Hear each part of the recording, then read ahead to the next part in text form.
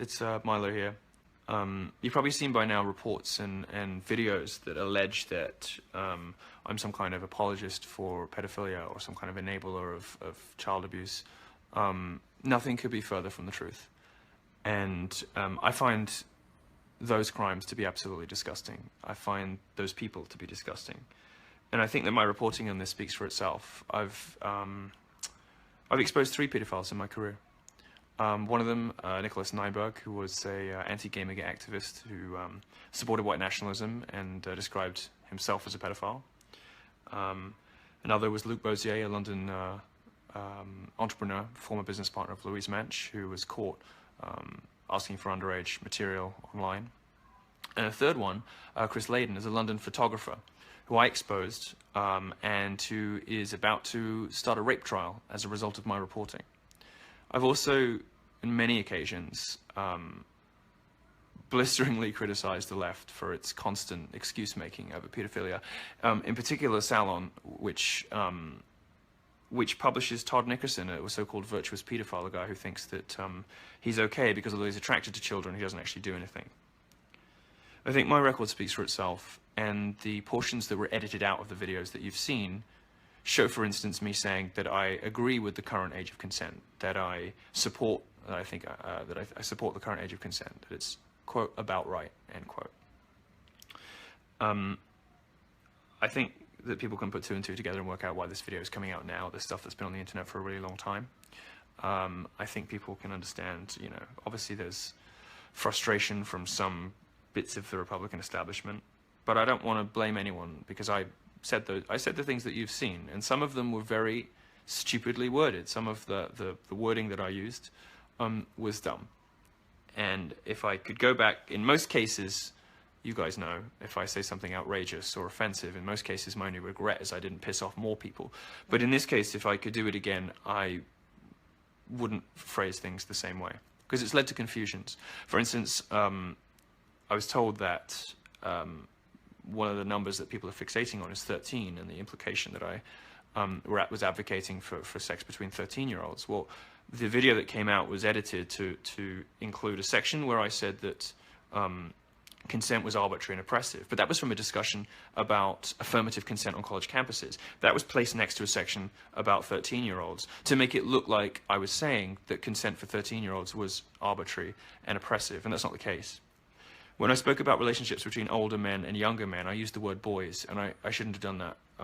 Gay people do say like boy and girl to mean people of you know, consenting adults very often. Sometimes it's like it's usually like the passive partner gets to, you know, is the boy. But I understand that straight people wouldn't necessarily know that, and so you know, that I wouldn't do again. All I would reiterate is you know, you guys know that I can make edgy jokes. You guys know that I can sometimes push the boundaries of acceptable humor. This is one of those cases in which I should have phrased things differently. And these videos from a year ago and a year and a half ago, you know, late, boozy, long live streams, I phrased things poorly, and I enabled my detractors and critics to assemble material that looked very damning, but which does not reflect my opinions. So for that, I'm sorry, because I know that a lot of you are out there defending me and wondering how to do that, because the material does look so unpleasant and distasteful. Another thing that looks unpleasant and distasteful about it is the tone in which I'm talking. I would just say this. This is something of which I was a victim. It's something that I lived through. It's something that happened to me. It didn't ruin my life. And the reason it didn't ruin my life is I had laughter and I had humor, and I was able to turn it into a joke, and I was able to brush it off and make jokes, make what are obviously jokes, you know, like getting head from a priest kind of jokes. You guys know that. I understand that a lot of, you know, 60-year-old journalists wouldn't, and would be very horrified by the tone, by the sort of apparently flippant tone that I was using. Again, you know, speaking about this subject, I don't think anything should be off limits for humor, but I do regret some of the word choices. I have been uninvited from CPAC, which I'm disappointed with. The statement from CPAC said that there was a video in which I defended pedophilia. That simply isn't true. I didn't. It was not my intention, and it wasn't what the words that I used meant. What I did do, and I stand by, because it's perfectly true, is say that in many, sorry, I have really bad flu, is say that in many gay relationships, well, for many young gay men, the first relationship they really have, the first long relationship they have, is with an older guy who perhaps takes care of them financially, takes care of them emotionally, and very often that can be a release, it can be an escape from an abusive or a uncaring or a difficult household. And if they're having problems at home with their mum and dad, very often kids of 17 will have relationships, for instance, with people of 29 years old. And that's what happened to me, and that's exactly the ages. I was 17 and he was 29. And it was a relationship that ended up lasting a decade. And that's where I was coming from, speaking about my own personal experiences of this stuff, saying that, of course this stuff happens and it's disgusting and I abhor it. Of course, any reasonable person would. It's revolting. And I can only say again, I find nothing but disgust, as my reporting record shows, for people who support and stick up for and make excuses for pedophiles. That is not what I intended to do in these conversations. And speaking from my own personal experience, all I was seeking to convey was that I had a relationship, I had an experience as a 17-year-old with a 29-year-old guy that turned into a 10-year relationship. I mean, my first real proper boyfriend was the guy I ended up being with for 10 years. I'm not with them anymore, but that's a sizable relationship, and not the sort of abusive caricature of older man kind of abusing and disposing of a younger boy.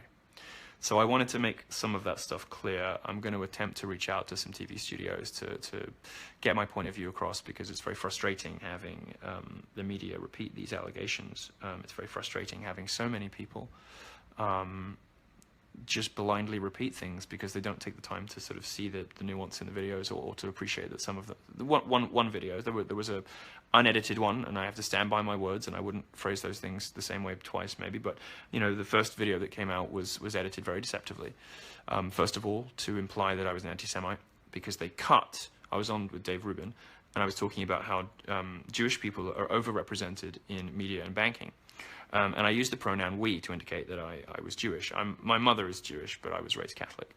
And when I did that, I then went into a little sort of semi-comedy routine saying, oh, the Jews run the banks, the Jews run the media, like imitating the sort of person who would say that.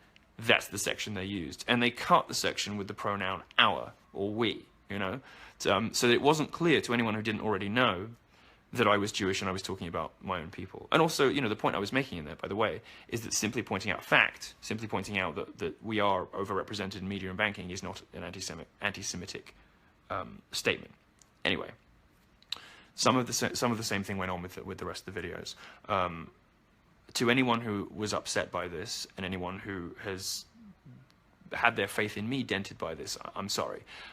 It's frustrating that CPAC has decided to yank my speaking slot, because I won't get a chance to defend this on and put it to rest, because I really want to I want to move on with my life and get this situation cleared up.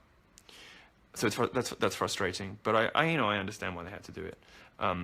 I do have some appearances that are going to be coming up over the next couple of days on TV, and one live one where I hope to be able to explain more fully, for those who want more granular detail, exactly what I meant by various remarks, and to make completely clear to those people who have pre-ordered my book, who are looking forward to reading Dangerous, which is going to be one of the big books of the decade, to people who enjoy my journalism, people who come to my college shows, to people who are people who are just Facebook Milo fans, that I in no way at any time condoned or intended to condone, it's not my meaning at all, child abuse, child sex abuse. And indeed, as a reminder, my entire journalistic career has been evidence of the opposite.